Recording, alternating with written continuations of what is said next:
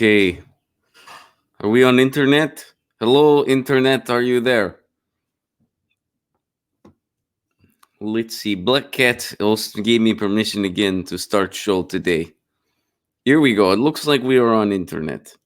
I think internet can see me now. I was just told that internet can see me. Well, hello internet. I see you too. I've been seeing you for a long time. Hello everybody. Welcome to Get Your Booze On with John or whatever this show is called. I am Chaos Discord agent number 11 and I have a message for you. Okay. So today is day when many Americans misdirectedly celebrate a guy named Christopher Columbus. I will not get into why it is so stupid to celebrate this guy. He is a horrible person. All he really did was get lost. But what I will talk about, how did he get lost in the first place? For many years, credit has not been given where credit is due. How did Columbus get lost in the first place? It was me. When you are Chaos Agent number 11, by the way, I picked number 11 recently because I really like the Stranger Things show. But when you are Discord Chaos Agent number 11, you transform time and space. I've been alive many years. I don't even know how many at this point. I was on boat with Columbus. He said, we sail this way. I said, no, no, no. We sail other way. Then I gave him map that I made in Photoshop. He thought that was real map. We sailed in wrong direction. Why did I do that? I just wanted to sow some discontent. I just wanted to cause some chaos. I just wanted to see where we landed. We landed in a new place called America. I wanted peaceful coexistence. Christopher Columbus, not a good guy. He wanted something else. I tried to tell him, I got you lost on purpose. We're not in India. He said, no, this is it. Let's enslave people. I said, you are a horrible human being. But nonetheless, I got him lost in the first place. Sadly, I could not manipulate him into being decent person. I could only manipulate him into getting lost and sailing many, many miles in the wrong direction. But either way, my Photoshop skills were superior even back then. I know you're thinking, Photoshop was not invented back then, there was not even computer. I am Discord Chaos Solar Agent 11. You think I don't have time machine? I do have time machine. Same time machine that I used to go hijack Joanne Reed's blogs. So now you know. Give credit where credit is due. Now back to Get Your Booze On with Sean or whatever this show is called. He will be right there once he has to fix his hair for some reason. I don't know why. Goodbye.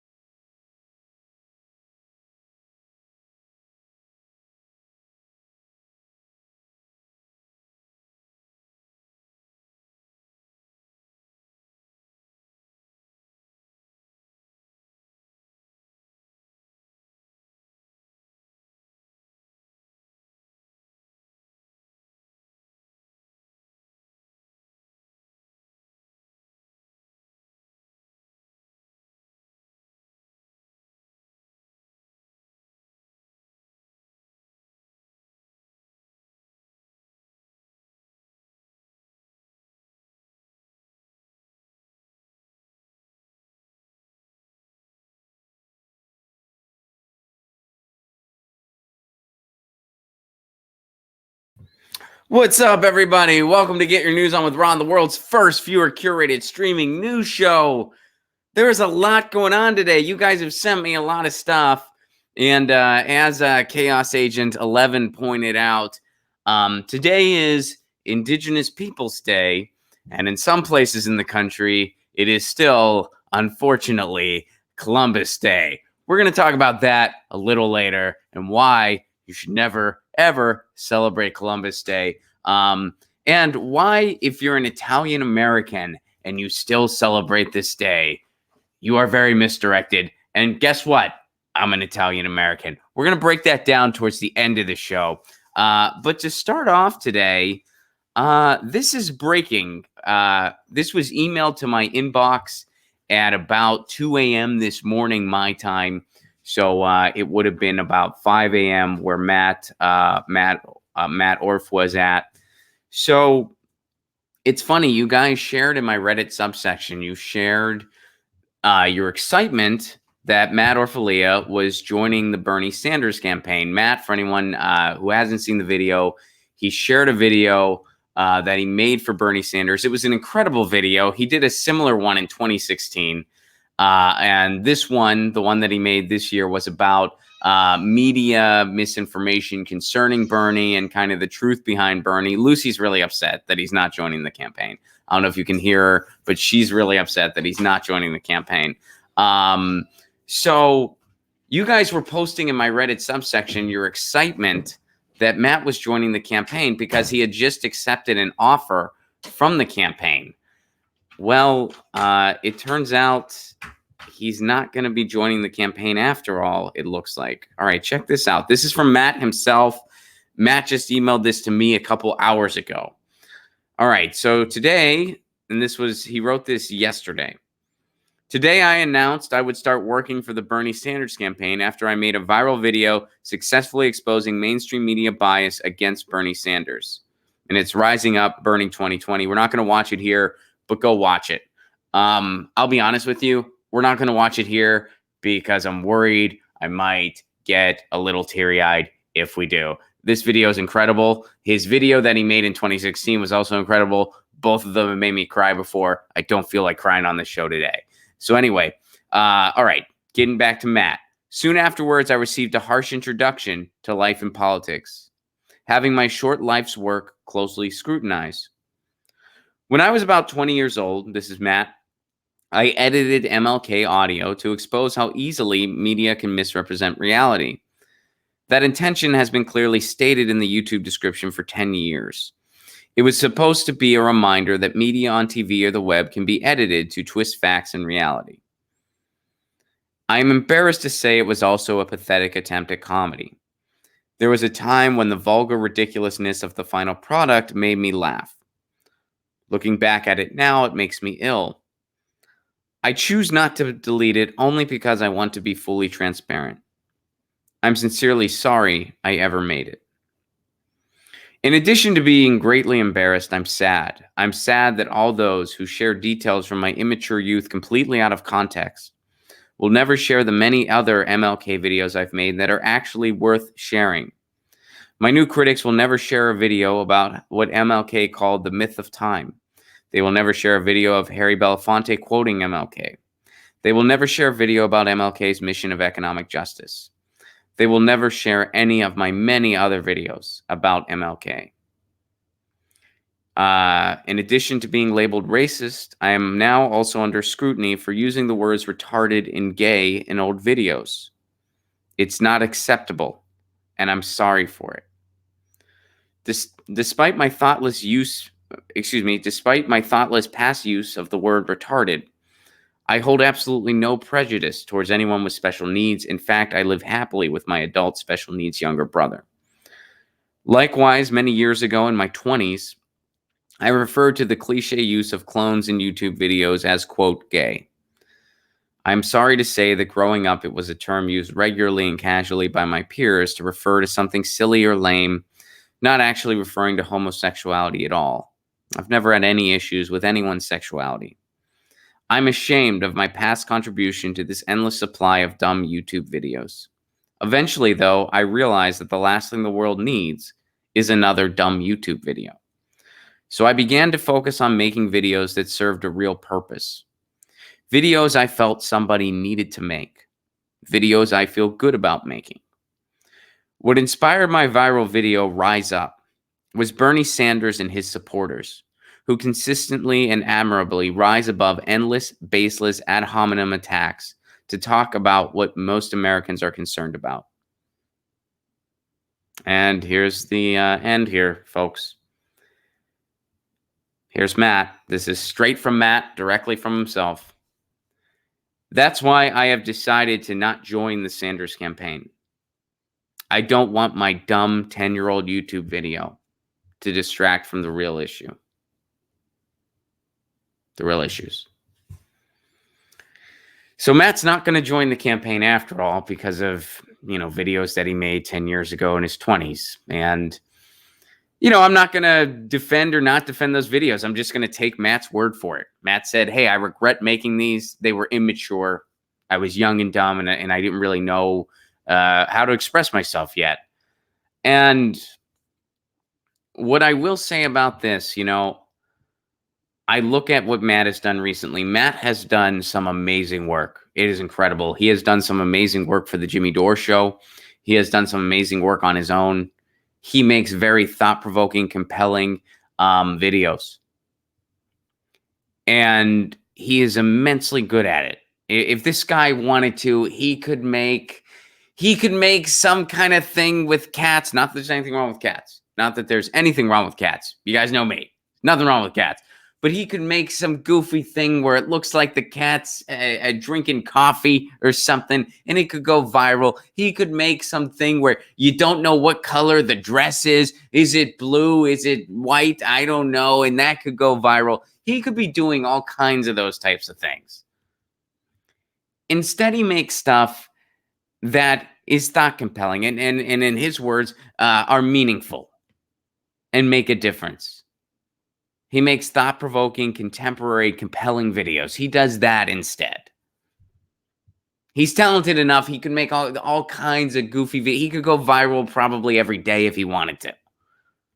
That's how good he is at what he does. And yeah, full disclaimer, I'm friends with the guy, but if you watch his work, I'm just straight up being objective when I say that's how good he is. That's how good this guy is.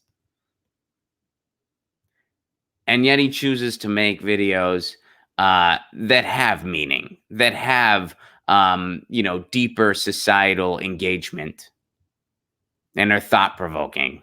He chooses to do that. And at one point in his past, and again, I haven't watched these videos from his past. I don't feel like I need to. Hearing Matt say, I'm embarrassed by this. I regret doing this. I was young and immature. That's enough for me. That's enough for me to say, okay, so at one point in Matt's life, his talent outpaced his emotional maturity. By the way, you know who was emotionally immature at one point in their lives? All of us. Every single one of us. Every single human being that has ever taken a shit on this planet. All of us. Even when we're developing intellectually, we still have a certain amount of emotional immaturity. That's life. That's part of being human.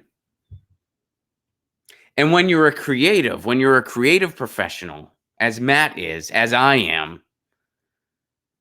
sometimes you have a maturity, you have a growth in that field too. You have your emotional growth just as a person, just as a human on the planet.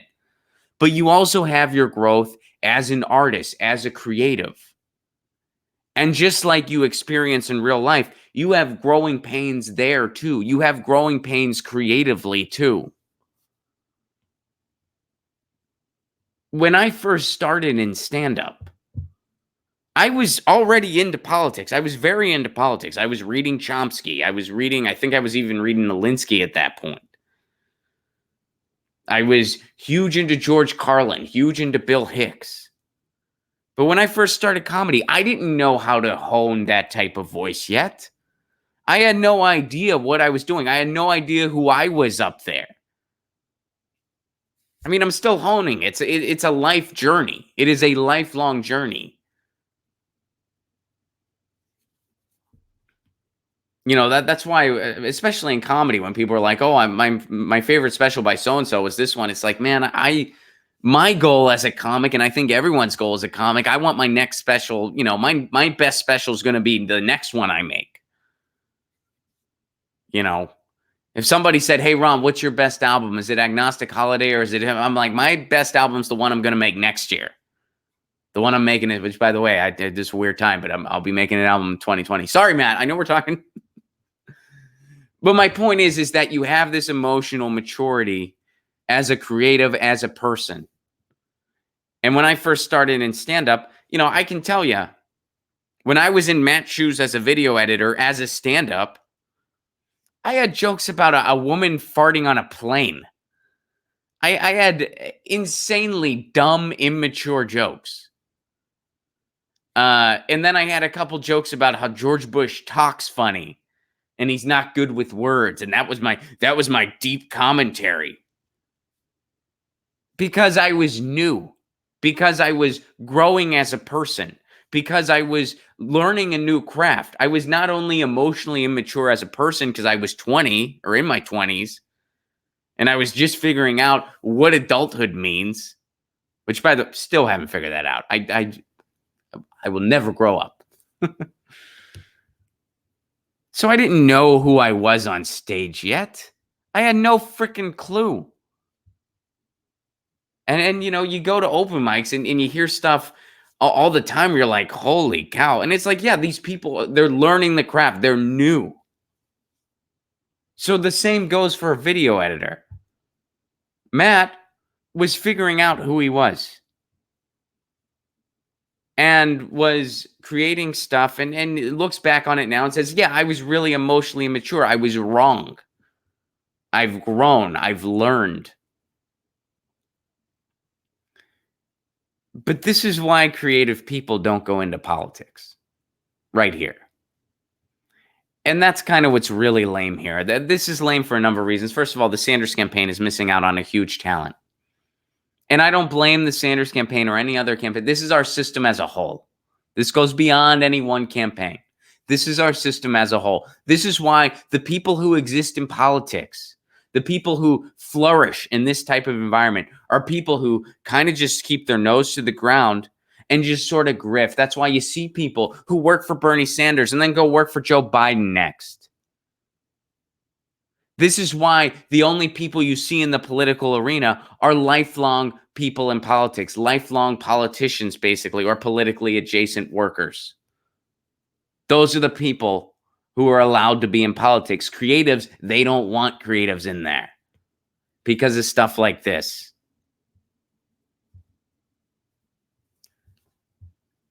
And, you know, and this is just one for instance, and I'm not trying to over amplify, but this is just a common example. The same thing would happen if a comedian ever joined an actual campaign for a candidate. They would try to comb through every single let's find a stand-up clip that's objectionable. And the people who spread all this stuff about Matt, by the way, who were they? They were people who hate Bernie Sanders. They were people who want to smear Bernie Sanders. And there are people out there where that's their purpose. They're hey, we want to smear this other campaign, maybe because we're working for a different one or we're working for some other institute or whatever. We want to smear this campaign. What's some dirt we can find today? This is why our politics is so gross, is so ugly, and is so counterproductive. And it's just one big beltway club that's completely disconnected from people. Stuff like this. Because this is why creatives don't go into politics. This is why the only people who go into politics are just lifelong political lackeys. And again, there's plenty of diamonds in the rough. Don't come back at me and be like, well, this person's where they're doing like, yeah, there's plenty of diamonds in the rough. But I'm talking structurally. I'm talking as a structural institution. This is why our politics are so counterproductive, rotten, and pointless. And barely have more relevancy than a Harlem Globetrotters game as far as being valid goes. This is why. Stuff like this. Because here's a guy who's actually passionate about Bernie Sanders, who wants to do good, and had an opportunity to really do that in a formal sense with the campaign. Well, now he's not going to. Because some people would rather amplify stuff he did over a decade ago when he was young and immature. They'd rather focus on that instead of who he is now and why he's there now. And that's really sad. It's really sad that that's our system. That's our politics. This is why people don't enter that arena. Stuff like this. This is why creatives don't enter politics. And I think we might have it might be a better world if maybe more creatives were actually in the political realm, but it's not going to happen. It's just not going to happen. So, the thing is that Matt's still going to do amazing things. Matt doesn't need a formal relationship with any campaign to still do the amazing stuff he's been doing for years now. He'll still do it. So we have that to look forward to. But, when you kind of look at this as a rhetorical event, it's very telling as to why our politics work the way they do, as to why you just kind of have staffers who will go from Bernie Sanders to Joe Biden or to, Amy Klobuchar or to whoever else. And it's all just a game. It's all just a club. And this is why it's such a discouraging thing that most people greet with apathy, that most people greet with frustration, with large skepticism and distrust. This is why. Because our politics are completely disconnected from regular people, even creative people who really want to make a difference. Our politics are completely disconnected. And that's why when you're somebody like, and I'll say it again, I've had more peeks under the hood in the past 2.5 years than I've ever had in the rest of my life combined. As a result, I have less faith in our system than I ever thought I would have in my lifetime. Less being pretty much zero, pretty much close to zero. Acting locally, causes and movements, that's where my optimism is at. That's where my optimism is. Movements, protest, causes, and acting locally. That's what keeps me somewhat optimistic, because if you do all that, then change will happen from the bottom up. I do believe that. But the more peeks under the hood I have at our political structure, the more disgust I have for it. Just nothing short of disgust. And I'll say this again, too. Show business has more integrity than politics on its worst day. On its worst day. The worst of the worst of the worst. And this is coming from a guy who lived in his car for years, who drove around venue to venue, performing comedy at some places that I swear had to have been drug fronts. And on its worst day, show business, every asset of it that I've been exposed to, has more integrity than politics on its worst day. And again, when it comes to elected officials, whenever I meet them, 90% of the time, I think less of them. And I'm not going to name names, but if I did, some of you guys would be disappointed.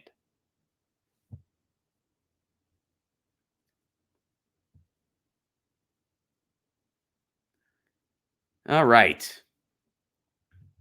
Let's move on to something about the environment.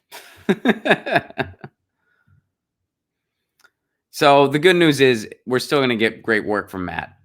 But the bad news is this is really a testament to what's wrong with our system. It really is. All right. But check this out. Tim shares this. Tim, thank you for sharing this. Watch bulldozers plow protected cacti for Trump's border wall. Check it out, guys. Look at it. This is from EcoWatch. And of course, they don't mean that in a positive way. But you can see the picture here. There's an outcry. Oh, say that 5 times fast. There's an outcry in Arizona after footage captured border wall construction bulldozers plowing over iconic cacti that are protected in Oregon Pipe Cactus National Monument, a monument created to protect Oregon pipe and saguaro cacti, as Newsweek reported.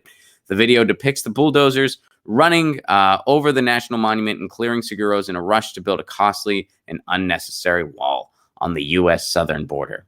That wall that is, again, completely unnecessary. Unnecessary should be underlined multiple times. The wall that we don't even know exactly how much it's going to cost. The wall that even Trump voters are saying this isn't worth it. The wall that Trump said Mexico was going to pay for, but they're not. We're footing the bill. The middle class and lower class is footing the bill because, by the way, those rich people, they ain't paying any taxes. And they just got a $1.2 trillion tax break. So, by the way, that tax break could have given us all free college, could have given free college to the country. But instead, we're building an unnecessary wall that's wrecking protected cactus, among other things. Cacti. I said cactus. I didn't even say the plural. That was a lame misspeak, huh? Here's a little more from the article. Seguros are being bulldozed for the border wall, wrote Laketon Jordahl, Borderlands campaigner with the Center for Biological Diversity. Trump's reckless border hysteria is destroying our environment and killing the very species this national monument was designed to protect. And that's capitalism, baby. That's capitalism, and that's our politics. Again, that's the rot in our politics. This is the result of the GOP, who is a destructive, dangerous entity. And they're able to operate that way because their opposition is just a weak right-wing party. Noam Chomsky said it. The Democrats are a conservative party, so the Republicans are just completely off the grid. We have two parties, a conservative one and one that is just a fringe fascist party. And if you don't choose between those two abysmal, horrific choices, it's your fault. Everything's your fault. This is the system we're supposed to cooperate in. And it gives us stuff like this. It gives us destruction of protected cacti for an unnecessary border wall. Man. That really is tragically poetic, is what that is. That really is tragically poetic. But Tim, thank you for sharing this. This is something pretty interesting that I want to go to next. And this is about Facebook and Hollywood. All right, so check this out. This has been around for a little bit, but I haven't covered it yet. But this was in the news about a week ago. All right, so Facebook is going to have to pay $40 million under a proposed settlement in a video metric suit. All right, so let's see what's going on here. Now, it's saying that advertisers would collect the bulk of the money after alleging Facebook inflated the average time users viewed video on the platform. So on Friday, several advertising agencies revealed the details of a proposed settlement with Facebook that would end a class action alleging the social media giant overstated the average time its users spent watching video. According to a brief in support of the settlement, Facebook would pay $40 million to resolve claims. Much of that would go to those who purchase ad time in videos, roughly $12 million. Or 30% of the settlement fund is earmarked for plaintiffs' attorneys. The suit accused Facebook of acknowledging miscalculations in metrics upon press reports, but still not taking responsibility for the breadth of the problem. The average viewership metrics were inflated by only 60 to 80%. Oh, wait, here we go. So here's what they're saying. The average viewership metrics were not inflated by only 60 to 80%, which that's pretty high anyway. They were inflated by some 150 to 900%. So what's going on here? Facebook. So now keep in mind, Facebook at one point, and maybe they still are. I mean, there's a good chance they still are, but it's not as vocal. Facebook was trying to compete with YouTube. That's what was happening. Facebook was trying to beat out YouTube. As a result, if you posted YouTube links on Facebook, they would kind of hide it, sort of like only like 10%, especially if you posted a Facebook link, or a YouTube link to like your fan page, only like 3% of your entire everyone who likes your page, only like 3% would see it. They would suppress was the word I was looking for. They would suppress YouTube links, and they still do. And they would flag it more often too. They would flag users who would share YouTube links. I saw it happen. I mean, people would email us all the time, showing us the screenshots. They would share Jimmy Dore Show videos, and they would get flagged. And sometimes their accounts would even get, suspended. So Facebook was doing that because they wanted to compete with YouTube. They wanted to overtake YouTube. So another thing they did to try to overtake YouTube, they wanted to get advertisers because they wanted to offer ad revenue for content creators. They wanted to unroll that. So they inflated their numbers to their advertisers. They said that they were getting more view time than they were getting. They said that they were getting more watch time than they were getting. So they misled advertisers on purpose through a, quote, faulty metric. But here's something interesting. You know who really paid for this too? A lot of content creators. So this is something that Adam Conover said. Now, I've never watched Adam's show. He has a show called Adam Ruins Everything. I've heard it's interesting. I've never watched it. I've only met the guy once. We were on a show together once, but I really like what he tweeted here. Check this out. So this is from Adam Conover's Twitter. My former employer, College Humor, did this. All right, so here's the this he's referring to. Here's something that Professor Scott Galloway tweeted. He's tweeting about this issue, and he's saying the viewership metrics were inflated by 150 to 900%.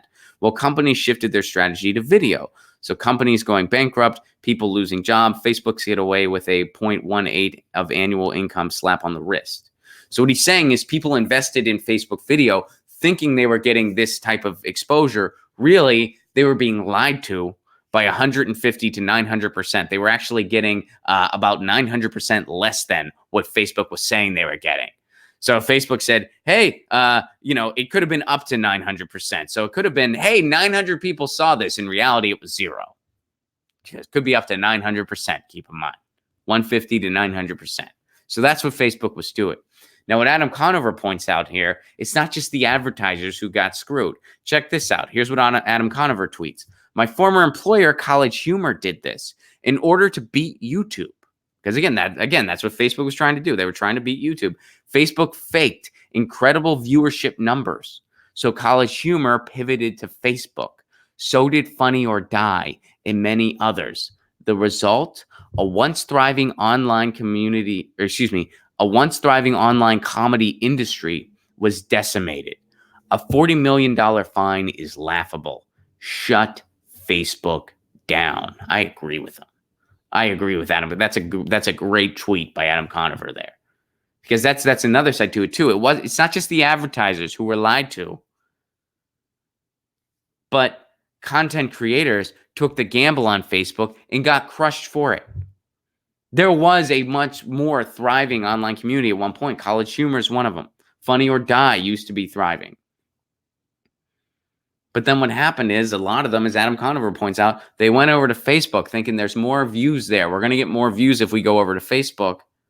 So they started pushing their model that way. It didn't work out. They went under because they weren't getting the views. So they weren't getting the ad revenue. You get the idea. So Facebook has really done so many things to kind of corner their market share of online commerce, and so much of it is dishonest. And then they get literally a slap on the wrist. 0.18%. Make sure that number was, 0.18% of their annual income. How much money do you think they made off that scam? I bet it was a lot more than $40 million. And they're still seeing the benefits from it. Here's how they were able to get away with this scam. Here's all the things they benefited from in this scam. A, they wiped out more competition. Because other platforms, Funny or Die, College Humor, just to name a few other platforms, and I'm sure there were platforms not just in comedy, there were probably platforms in music, platforms in other types of video, would go to Facebook for their content thinking they were getting more views because Facebook was lying about the numbers, and then they'd go under. So Facebook now knocked out some more competition because of their own deceitfulness. And they got all kinds of money from advertisers thinking they were getting more exposure than they were actually getting. So Facebook screwed over a great a great magnitude of people, advertisers and creators and other platforms. They screwed over all of those entities. All of them got screwed over, and Facebook still wins. And what do they get? A 0.18% slap on the wrist. All right. So here's something interesting. Big Baby Zuba shares this.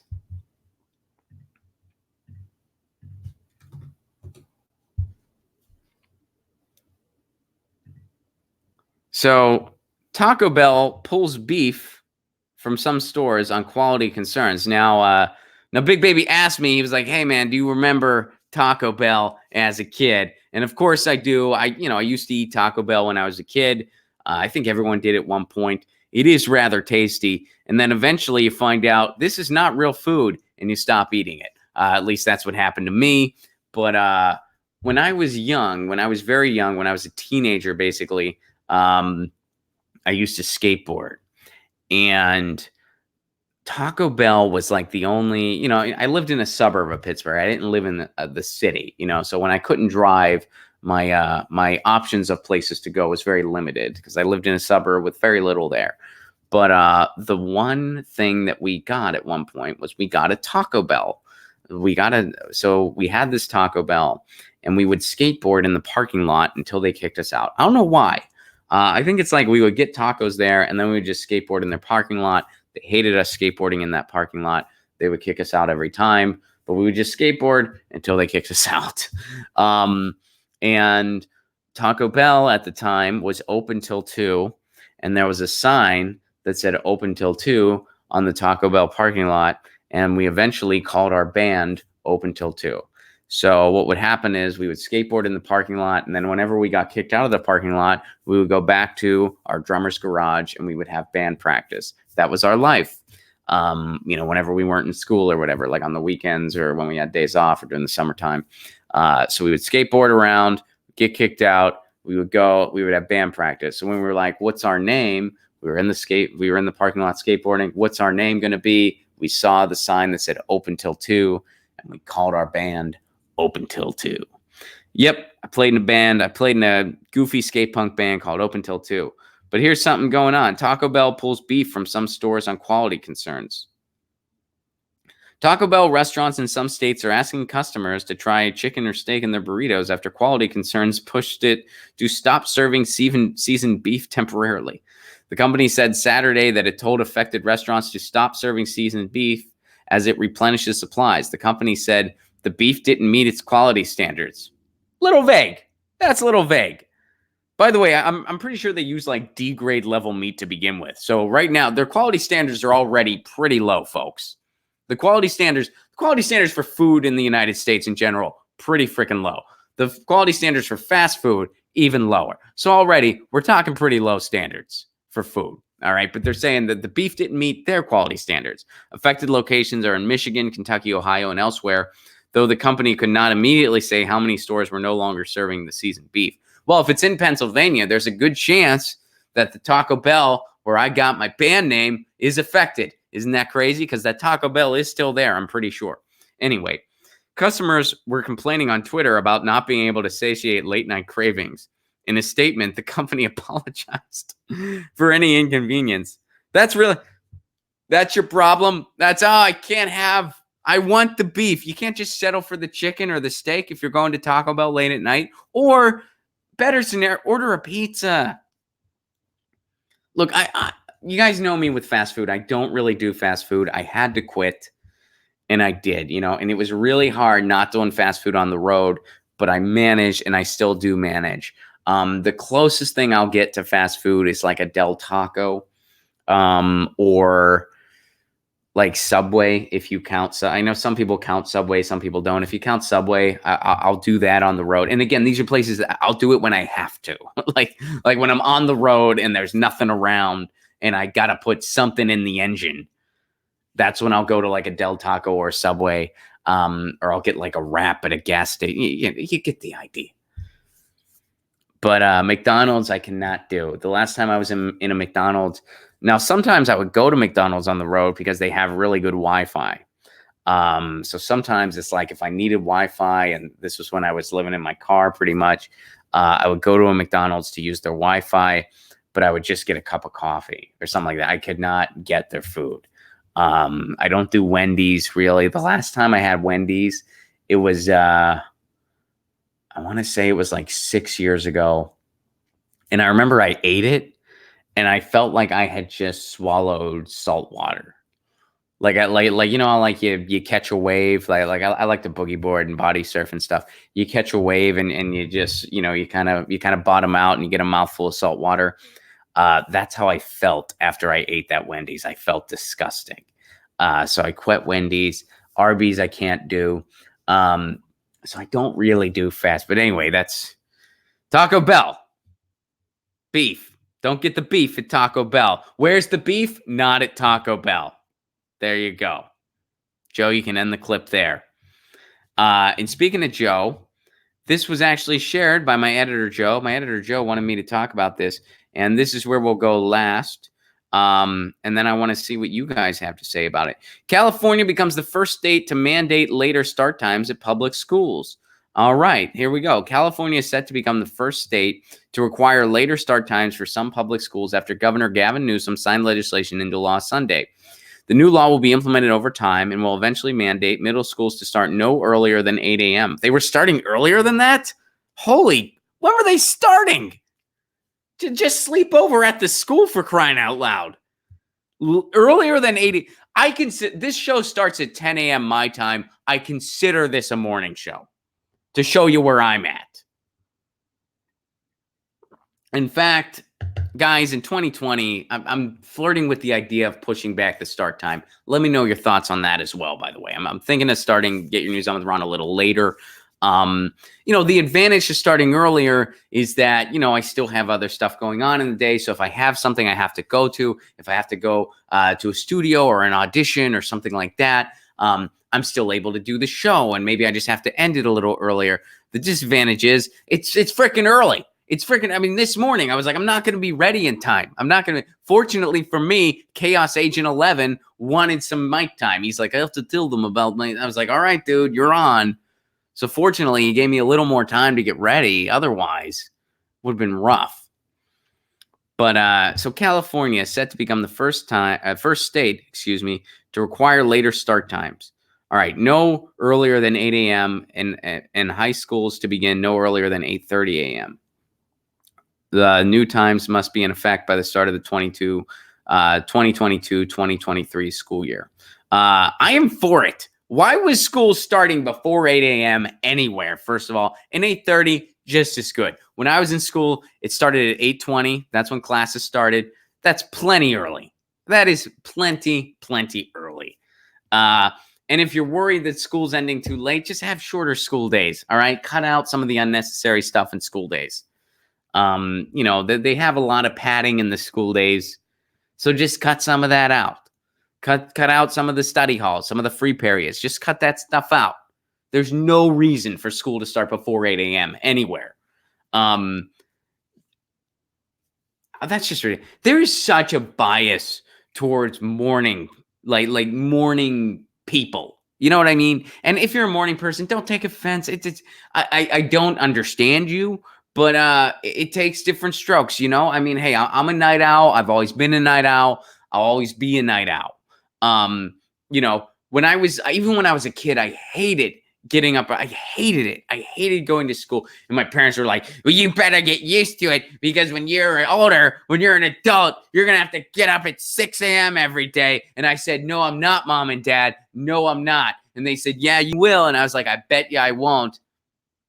I should have put some money on that bet. I should have put some. They're like, you're going to have a job and you're going to have to, I don't know. Some jobs, i.e. being a comedian, you don't have to get up early. I don't know, Mom and Dad. I think I won. Although at various times in my life, I would have been proven wrong. At one point, I had a morning show for a hot minute in Nashville, Tennessee. I did have to get up early for that. Morning, I had to get up at like 5 for that stuff. Morning show, I don't know how they do it. Anyway. So yeah, I see I don't have any opposition to this. That seems totally normal. I don't know why they were ever starting earlier than that. That's ridiculous. That is beyond ridiculous that they were starting earlier to that. And by the way, before I go to the chat, you know what else is ridiculous? Celebrating Columbus Day. Stop doing it. Now, I know that there's still a lot of places have replaced it with Indigenous Peoples Day, which is great. I know here in Los Angeles, it's Indigenous Peoples Day, which is great. But I grew up in Italian American in Western Pennsylvania, and there's still some inklings around the country that Christopher Columbus has anything to do with Italian American heritage or Italian or taking pride in your heritage as an Italian American, just stop, okay? This is misdirected on many levels. First of all, Christopher Columbus was a horrible human being, and all he did was get lost, all right? He was a horrible human being, did despicable things, and all he really did was get lost. He didn't find anywhere. There were people already living in the United States. He didn't find anything. We all know this. I'm preaching to the choir here. But here's the other thing. If you're one of those people like, yeah, well, Columbus wasn't a good guy, but, he was an Italian American that did this, and I'm an Italian American. Okay. There's a good chance that your ancestors would not be fans of Christopher Columbus. If your ancestors had a time machine and they could go back and they would see you celebrating Columbus Day, they'd be like, that guy? You're celebrating him? Columbus was part of the kind of aristocrat, kind of like the ruling class in Italy at that time. Now, most of what we know is Italian food in this country. Did you ever go to Italy? And when you were in Tuscany and you were in parts of northern Italy, you kind of thought, this is nothing like what I knew as Italian cuisine. Why is this nothing like what I knew as Italian? This is spinocchi, and this is a lot of like steaks, and a lot of this is not, kind of like the pasta and red sauce. That's because a lot of that food is more prevalent in southern Italy, and those are peasant dishes. A lot of the food, that's why it's so funny for me when I walk into an Italian restaurant and I see like aiolio being sold for $20 a plate. That is considered peasant food. That is like the equivalent of like instant ramen to people in Italy. That's like something you make when you're in a hurry and you only have 5 minutes. And that's when I make it too. And I love it. Don't get me wrong. Some pasta with some oil and garlic, you cannot go wrong. It is a beautiful, beautiful meal. But that was considered peasant food over there. That was what the poor people ate. Pasta and beans, oil and garlic, just basic pomodoro. So my point is, all that stuff came over here. Why? Because it was the poor people in Italy that came over. There's a good chance most Italian Americans you meet, not all, but most, a lot of their relatives came from the South. They have roots in southern Italy. They have roots in places like Calabria, Napoli, south of Rome, basically. That's the most common store, Sicily even. Why? Because that's where the poor people were. And those people were being mistreated by the North. Those were the people who were being oppressed by the North. By people like Christopher Columbus. So they didn't like Columbus. There's a good chance your ancestors would be like, celebrating Christopher, you're celebrating that guy? He was an aristocratic douche. And then I heard all he did was get lost and did horrible things after he got lost. So stop celebrating Columbus Day. Fellow Italian Americans, this is who the message is for. Please learn more about the country your ancestors came from and stop celebrating Columbus Day. Just stop doing it. And I know chances are nobody watching the show falls into that category where you still celebrate this day or somehow conflate it, but it's misdirected on every single level. All right, let me see what you guys are saying, and that's how we'll end the stream today. I hope everyone's well. I hope everyone's having a happy Monday. Happy Mondays. Great band, by the way. By the way, song of the day today. In light of everything we talked about with Matt and talking about how creatives don't enter the political realm, the song of the day, Story of an Artist by Daniel Johnston, or the cover by M. Ward. I think that song is more powerful in a situation like this than in any other situation. So Story of an Artist by Daniel Johnston. Listen to the song Story of an Artist. It's amazing. All right. Action for Assange. Thank you very much for your Super Chat contribution. And more importantly, thank you for taking action for Assange. We have posted hundreds of free Assange debates. We have posted hundreds of free Assange signs at Otterbein University, location of the Dem debate, to bring awareness and force candidates to address it. Thank you for doing that, and I hope it's addressed at the debate. I highly doubt any of the moderators will ask any questions about Julian Assange, but it'd be awesome if they did, and thank you for doing that. Action for Assange, please follow them. They're doing great things. I try to collaborate with them when I can. A lot of their streams are in the evenings, which aren't always easy for me, but they're doing great things. Andrew and Taylor and everyone over there, they're doing great things. Thank you for the Super Chat contribution. Josephine, thank you very much for your Super Chat contribution. His video is so good, the haters are against him. He needs to make another one and another one. I'm pretty sure that's referring to Matt. He will. You know, I mean, that's the one bright spot. He's going to continue to make great videos, and he has a good relationship with the campaign, at least as far as I know. It's just a shame that this is how our politics are, where people like Matt Orfalea's don't go into the political realm, but people that are fine with grifting from a Bernie Sanders to a Joe Biden, they're the people who stay in politics. Those are the types of staffers who stay in politics. All right. Josephine, thank you very much for the Super Chat contribution. The very smear he exposed in the video was used on him, shaking my head. Yeah. Inks Pistols, native.land.ca. Okay, I came across this map this morning. It's been very informative to which tribes and languages were around the Americas before the colonists. Before the colonists, excuse me. Sorry. Flubbing my words today, folks. All right. That's a cool, I want to check that out. So guys, today is Indigenous Peoples Day. That is what the day is today. Inks Pixels, who by the way is the collaborator with me on Lucy and Ron, lucyandron.com to check out Lucy's webcomic. Native.land.ca. Check that out because that talks about the different tribes and languages that were around in the Americas before it was colonized. So that's interesting stuff. Check that out. I'm going to check it out too. Really interesting to kind of dive into some more of that history. And guys, speaking of traveling, weird transition. Tour dates, I got them. First of all, Los Angeles, the next Ron Placone and Friends is October 24th.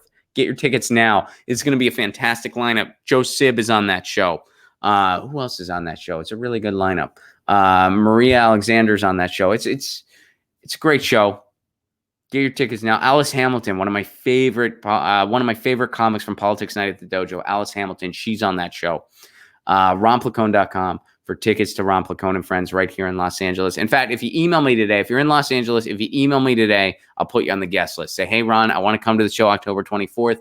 Go to RonPlacone.com, email me. I'll put you on the guest list. All right. Other tour date news. Australia, don't wait. Get your tickets now. We're coming. Graham Elwood and I are coming. November 14th, Melbourne. November 15th, Adelaide. November 17th, Sydney. November 22nd, Perth. Get your tickets. Don't wait. And December, we're doing some shows in Southern California. December 13th, we're going to be at the Ventura Harbor Comedy Club. December 14th, we're going to be at the Dojo of Comedy at Sycamore Tavern. And we're going to be workshopping our 2020 tour because we're touring a lot in 2020, which, by the way, what tickets are available now? Well, I'll tell you. February 8th, Tucson, Arizona. We're coming. February 29th, San Francisco. March 12th, Orlando, Florida. April 10th, I'm going to be in Pittsburgh, Pennsylvania. April 24th, Seattle, Washington. April 25th, Portland, Oregon. Get those tickets now. Do not wait. RonPlacone.com for all those tickets. If you want to support this show on the sustainability end, please do consider becoming a patron. Patreon.com/RonPlacone for a give what you can level. You get all kinds of exclusive content. You get a patrons only stream once a week, which, by the way, I'm going to be doing that later today. So you get your own stream where I respond directly to what the patrons drop for me. Yeah. You get Lucy dialogues before they're published as comics. You get stand-up clips not available anywhere else. And you get my album in its entirety to download. You get a free digital download of my album that's available on the Patreon. That's patreon.com/RonPlacone. You get all that for a give what you can level. Right? Cool. Guys, thank you for making this show possible. Thank you to Tim. Thank you to Zubaz. Thank you to Joe. Thank you to RF Hartwell. Thank you all for contributing today's articles. Happy Music Monday. Song again, Story of an Artist by Daniel Johnston. I will see you guys tomorrow, same time, same channel. And until then, you know the drill. Lucy says meow. I say peace. Peace.